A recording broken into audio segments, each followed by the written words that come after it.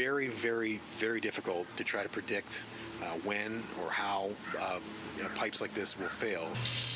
The city of Winnipeg says a mass water outage similar to what's happening in Calgary, forcing residents to preserve water, is unlikely, but stresses plans are in place if such a scenario were ever to unfold in the city. Tim Shanks, director of Winnipeg's Water and Waste Department, says the system is different than Calgary's in the sense that major parts can be taken offline and bypassed without notice, stressing the inspection schedules in Winnipeg are long-standing and proactive. And with water consumption dropping consistently since the 90s, he says the city has been given a bit more breathing space. The overall consumption essentially declining or flatlining right now really gives us a lot of room capacity-wise. He says Winnipeg has been helping Calgary with information gathering and says situations like this show the masses how complex these systems are. Because these systems work so well, a lot of people forget they're there or forget the amount of work or effort there is in maintaining them.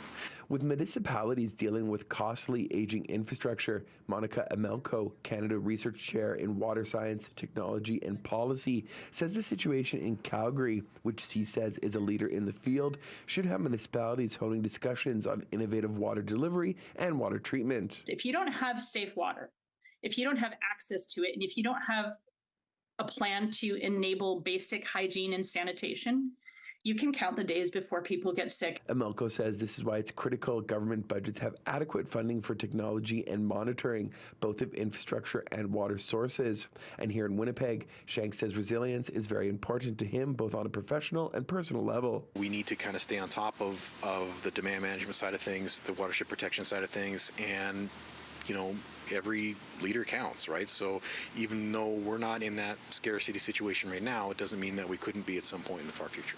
In Winnipeg, Modjeski, City News.